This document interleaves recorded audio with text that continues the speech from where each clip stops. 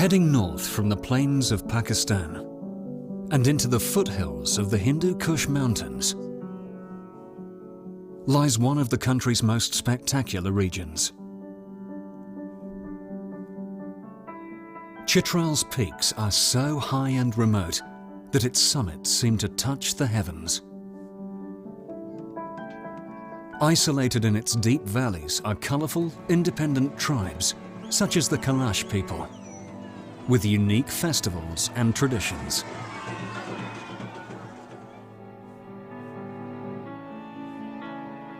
The Chitralis are proud and hospitable people, with an abiding passion for polo. Most villages have a team. Matches are contested on the highest polo grounds in the world. Many ancient ways of life are preserved here,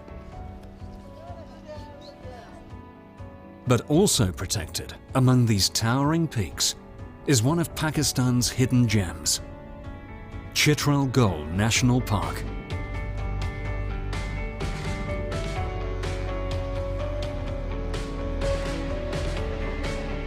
It's renowned for its dramatic landscapes, treacherously steep cliffs,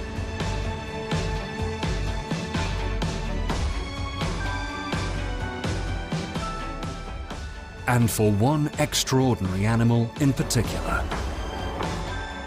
the Markhor, the cliff walkers of Chitral Gol.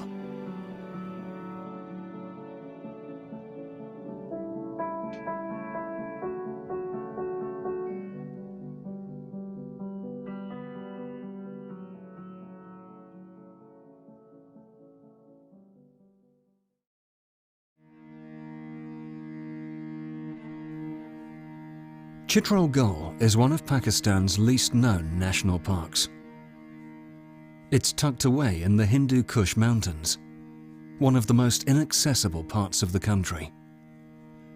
At close to 8,000 hectares, it's not the largest of parks, but what it lacks in area, it makes up for in dramatic scale. There is a nearly 3-kilometer drop between the highest peaks and the valley floor. The winters are long and cold, and the summers are hot and dry. But in spite of the challenging climate and rugged landscape, animals and plants cling on in many extraordinary and resilient ways.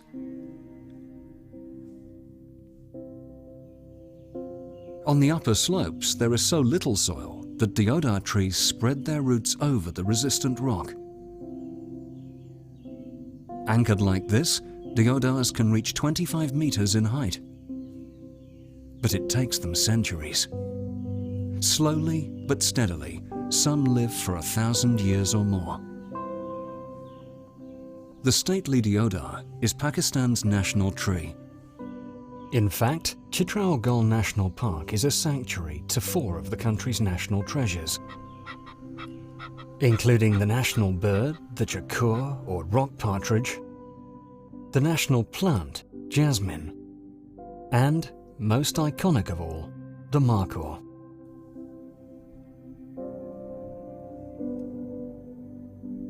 The unsung heroes of the park are the invertebrates, the workers who recycle life's basics and help create the little bit of mountain soil on which all other plants and animals depend.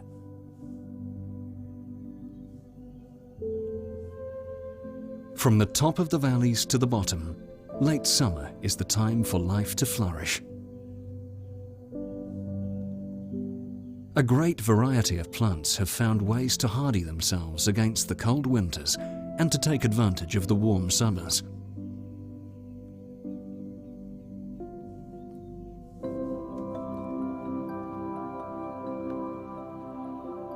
When they set seed, there's an abundance of ripening fruits.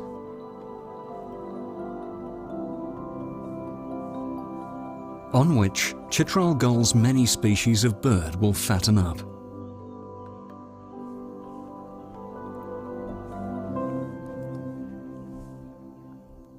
Chitral Gol's breathtaking landscape makes big demands, so animals have to make the most of any break they can get. The steep-sided valleys create powerful upcurrents of hot air, called thermals. Heavy birds, such as lammergeier vultures, take advantage of this rising air to gain height more easily. Up here, they've a better chance of spotting their next meal.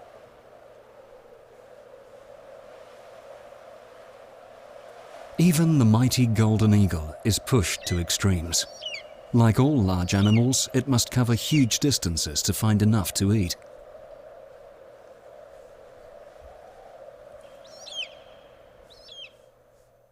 Secretive, rarely seen wildcats, such as a lynx mother with her 2 cubs, might have to travel tens of kilometers to feed the family. Wolves are marathon travelers too. They patrol and scent mark along the boundary of their home range to keep rival wolf packs out. Sheer cliffs are off limits to most predators, which is why sure-footed markhor use them as safe havens. But even they make mistakes. If a markhor falls to its death, it's an easy meal no one overlooks.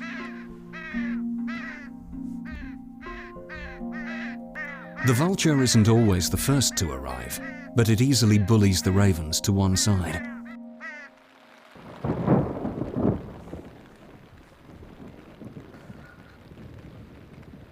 A shift in the weather heralds the end of Chitral Gol's harsh summer. It's when the park's most celebrated resident, the markhor, face their greatest challenges.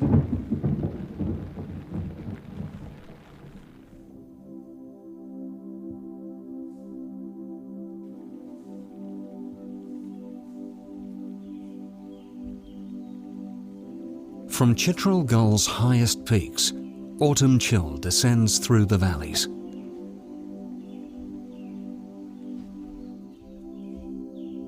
It's the signal for markhor to move downslope in readiness for the bitter winter ahead.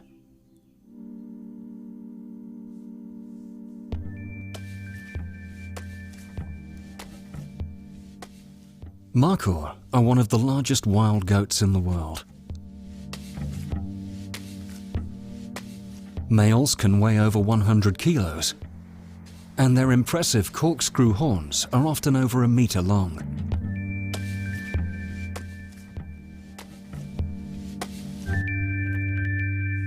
Females are much smaller, but this can be an advantage when the markhor move into the stands of hollyoak, which provide them with a staple diet of acorns and leaves at this time of year. The lightly built females can climb right into the trees to reach the younger, more succulent leaves growing on the tips of the branches. Their split toes and the sensitive leathery soles on their feet give them excellent grip. The very same balance and agility that allows them to leap so effortlessly across sheer rock walls.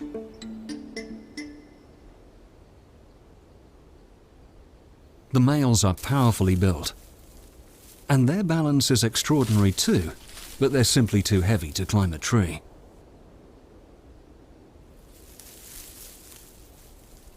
Instead, they thrash their heavy horns to try to dislodge the leaves and acorns.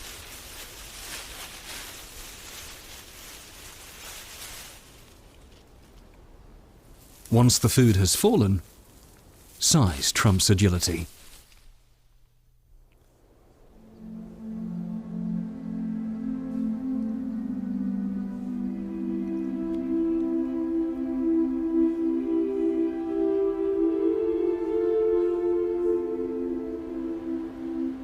Since leaving the high-altitude summer pastures, they'll have been spending 8 to 12 hours each day looking for something to eat among the rocky crevices and gullies.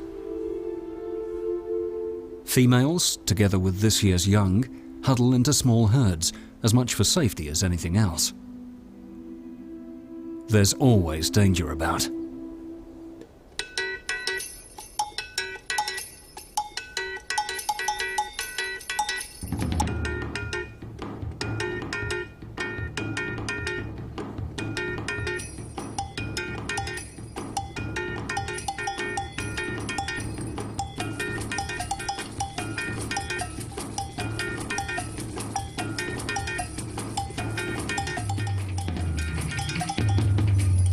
The older animals know their way round the landscape.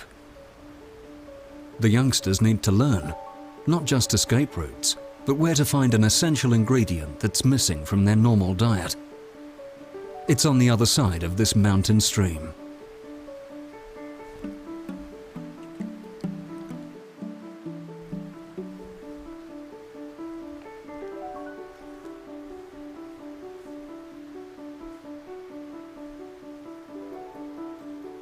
Fast-flowing meltwater has cut through the rock, exposing banks of mineral salts.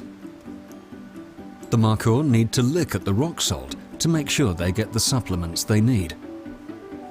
It's vital they stay healthy for the difficult months ahead.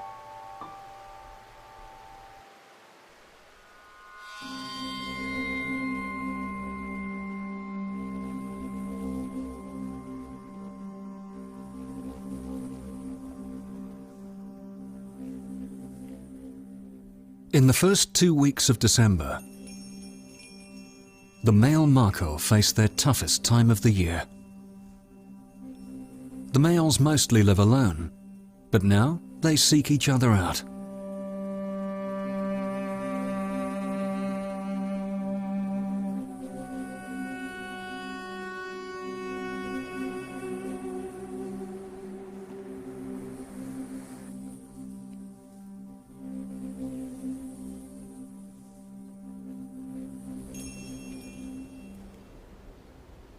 Tentatively, nervously, they will be sizing each other up.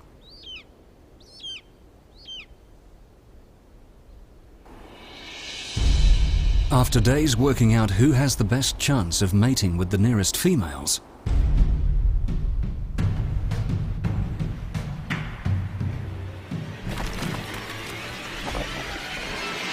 battle commences.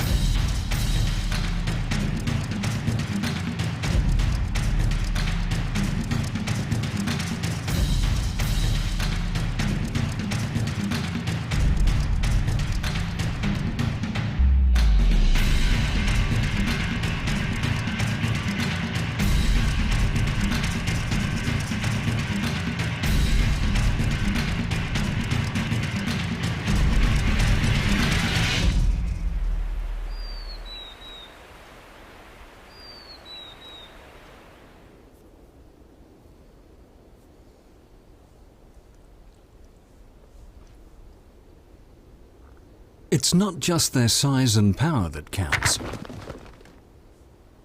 The terrain and their choice of standpoint can be make or break.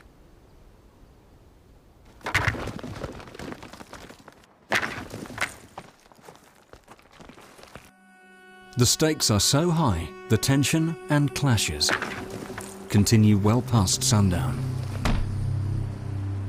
A clear winner will mate with up to 30 females. The loser faces an uncertain future.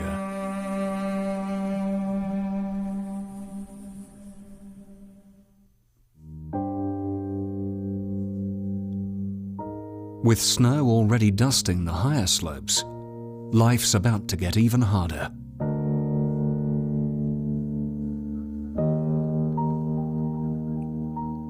Winter is a punishing time of year. Meters of snow can blanket Chitral Gol.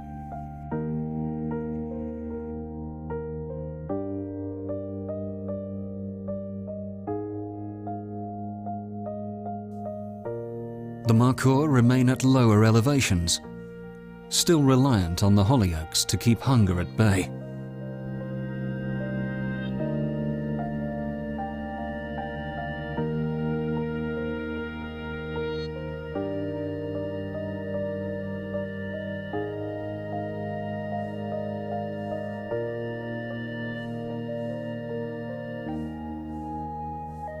But they'll have to walk long distances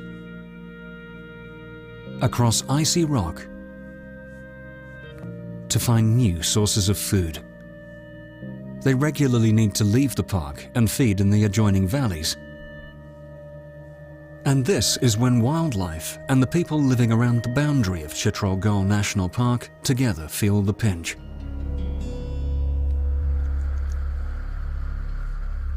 Chitral people are very resilient. But when heavy snowfall blocks the mountain passes, they're more or less cut off from the outside world.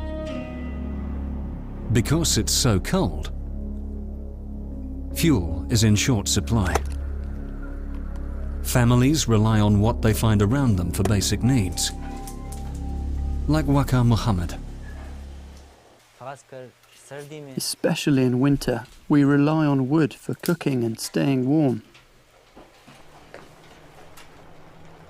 Many trees around the park have already been felled. The only trees left here are in the national park, and if they were to be cut down too, the forest would become bare and the animals would leave. It's not just wood cutting that affects the markhor. It's hungry livestock too. Especially when nomadic herders, gujars, bring their herds into the area.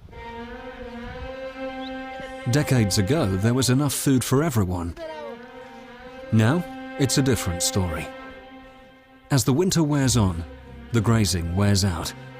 Towards the end of winter, the gujars even enter the national park to cut boughs of evergreen hollyoak as fodder for their animals. Keeping their animals alive is exhausting work. Hashim's 60 goats need a huge amount of food a day. They're his family's entire livelihood, but he knows the area is suffering too. These are the same hollyoaks that markhor and other wildlife depend on. We've been coming here for 30 years. It would be impossible to survive here after a year or two. We are bound here at the moment.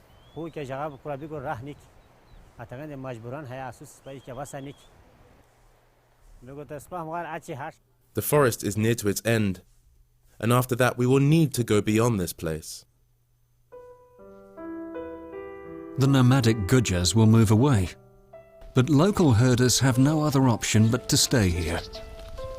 Their problems are mounting, and they need longer-term solutions. Overgrazing around the national park has had other knock-on effects too. It's reduced the amount of food for markhor, and herders mostly blame snow leopards for picking off domestic animals instead.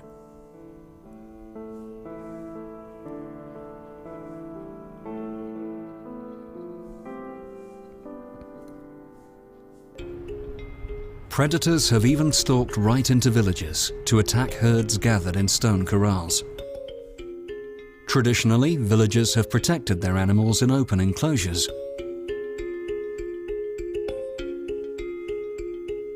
The old corral had low walls, which meant that wild animals attacked our livestock, and we suffered huge losses.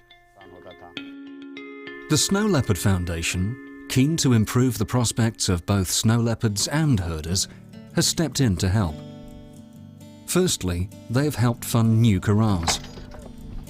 Tall, sturdy stone walls prevent predators from getting in. And the netted roof allows good ventilation for the animals, helping them to stay healthy. They fatten up much better in here. If 1 or 2 corrals are built in each community, people would be very happy, and these livestock would stay safe. The loss of any animal is a blow, but a recent survey conducted by the Snow Leopard Foundation has revealed that relatively few livestock are killed by wild predators. The results of that survey shows that the number of animals that die from diseases is very high compared to those that are killed by wolves or snow leopards. It suggests that well over 60% of livestock deaths result from ill health and malnourishment. To address this problem, the Foundation is funding and teaching herders how to keep their animals vaccinated against disease. In olden times, people did not get their animals vaccinated. Today, they have it done a lot. herders are already reaping the rewards of fitter, healthier animals. There has been a big increase in the amount of milk that owners are getting from these animals.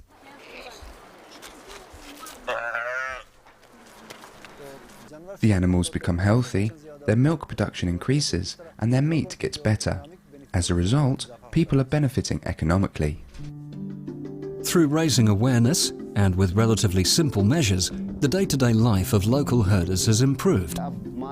Now, the mortality rate in herds has decreased a lot. Now, diseases don't spread, and our herds are safe from wild animals. But there's a wider benefit. If more animals survive and are healthy, then shepherds can make a better living with fewer animals. Smaller herds mean less overgrazing. And that improves the future for wildlife in the area too.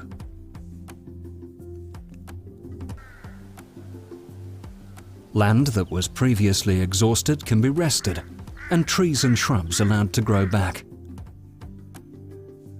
The well-being of the national park is clearly tied to that of the people who live around its borders.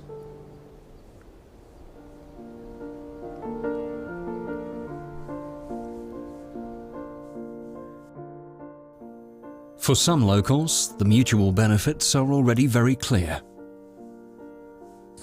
I am proud of the fact that I hail from a village next to this national park. I am a part of this national park. Isra feels the direct benefits of living next to this national asset because since 2004 he's worked within it as one of 10 community watchers who help protect it. We wake up early every morning and patrol the entire area to protect it. We ensure that nobody comes from outside to cut the wood, to destroy or take away the medicinal plants, or harm the wildlife, such as the markhor. Ever since I've become a part of the wildlife department, my life has completely changed.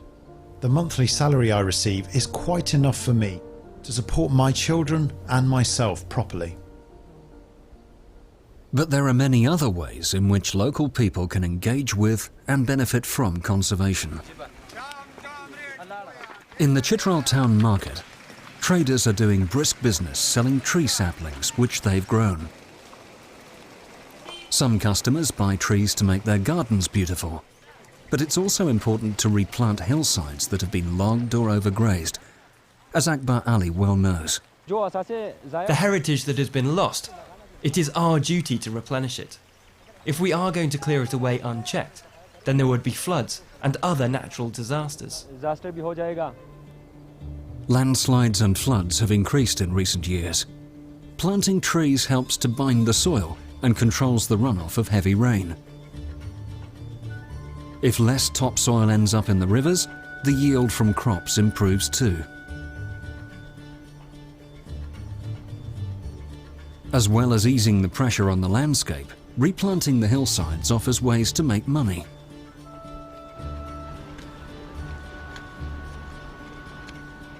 As these trees mature, they will provide wood for fuel and fencing, a variety of high-value orchard fruits, and even fodder for livestock. Some local plants have medicinal properties. Artemisia, for instance, can be used as an antiseptic remedy, and growing them could provide an extra income stream. Another source of revenue is the hunting of large male markhor, but only in some areas outside the national park. Trophy animals, older animals with impressive horns, are raising hundreds of thousands of dollars in hunting fees. But these operations must be carefully organized and overseen, so that the financial benefits are spread fairly throughout the area. For that to happen, general awareness needs to be raised to understand how to keep the markhor population healthy and how caring for the surrounding area helps everyone. If people gain awareness, they will automatically protect it, because it will be embedded in their minds that this is for their benefit. Akbar Ali believes the best people to protect the park and its surrounding area are the locals themselves. The young generation would do this. Who else? No outsider would come and protect it. We have to be here, live here, die here, that's it. Therefore, it is our obligation to protect it. The chief conservator of the province, Safdar Ali Shah, knows that young people are vital to the future care of such a large, remote area. We run an education and awareness program at schools where we give lectures to 9th grade students and give them the message that since you will be the policymakers of tomorrow, politicians of tomorrow, this country's decision-making will be in your hands. So this is a message to our youth, that they strengthen our grip. They should become our eyes, ears, hands and feet. Their lives could be enriched from the long-term protection of Chitral Gol. We have to transfer it to our future generations, just the way it is.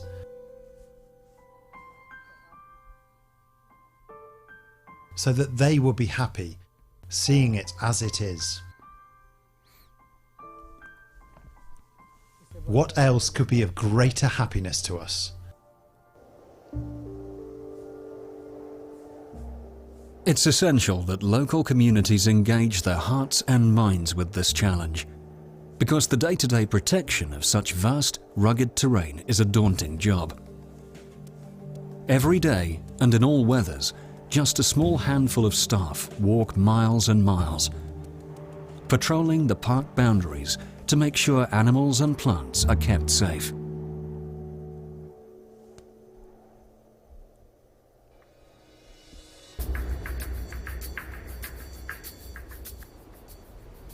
These wardens and watchers need more resources and equipment, especially better ways for the staff to stay in contact with each other. Mobile phone signals might not reach such deep ravines. And if problems arise, the guards need to mobilize quickly and effectively. The job can be dangerous.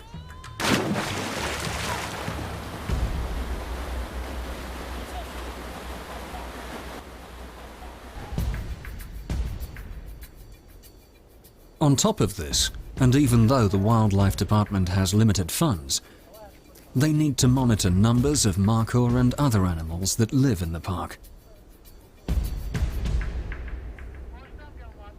Together with local wardens and watchers, they climb to special vantage points, from where they can see far and wide. Twice a year we conduct surveys of all the wildlife. That includes birds, predators and other animals. There is also the lambing survey we conduct in July, focusing on markhor alone, to find out how many new fawns have been born. These surveys are helping to build up a more accurate picture of what lives in the park. Against all the odds, and thanks to the help of community watchers like Isra, the markhor population has risen from just over 600 in 2005 to nearly 1,400 in 2015. We have the community watchers on board with us. Therefore, our manpower has increased, protection has improved, and so the population has increased in Chitral Gol.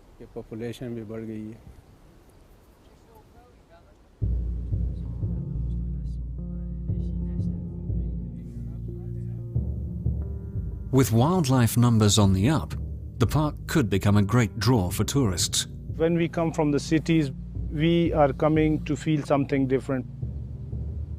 We are coming to breathe fresh air.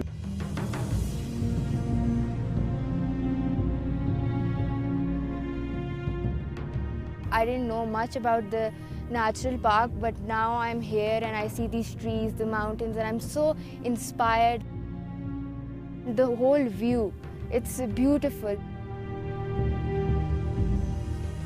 Coming here is like standing in a heavens.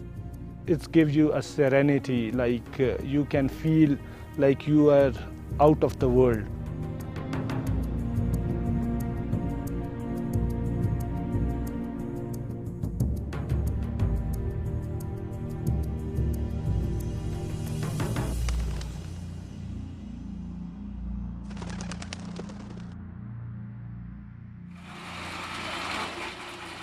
Because Chitral is so remote, it's been very hard to get to. Traffic and supplies need to be brought over mountain passes on weather-beaten roads. But big change is on the way. A much-needed tunnel is under construction, cutting through the mountain, which will improve access and boost visitor numbers. As the Lawari Tunnel gets down to the finishing stages, countless tourists would come then, because the environment here is pleasant, the people receptive. Tourists are already arriving to take advantage of Chitral Gol's stunning scenery and bringing much-needed revenue into the region. But unregulated, it could cause new problems too, of mindlessly cutting wood for campfires and much more rubbish. We have come to visit this beautiful place. The environment is clean here. However, it makes me sad that people like us come here and leave behind all this rubbish. This is sad. They should not do this. All visitors have a responsibility to clean up after themselves. We are in the process of developing a code of conduct for the tourists. Before entering the national park, people should know about the basics of the park, our prohibitions and the do's and don'ts. But at least there are good foundations to build on. It is a reflection of our success that the areas where there were only footprints of these animals but none were seen, a substantial number of these are found in those areas these days. Obviously I feel proud, and I feel the people of Chitral should feel proud of that.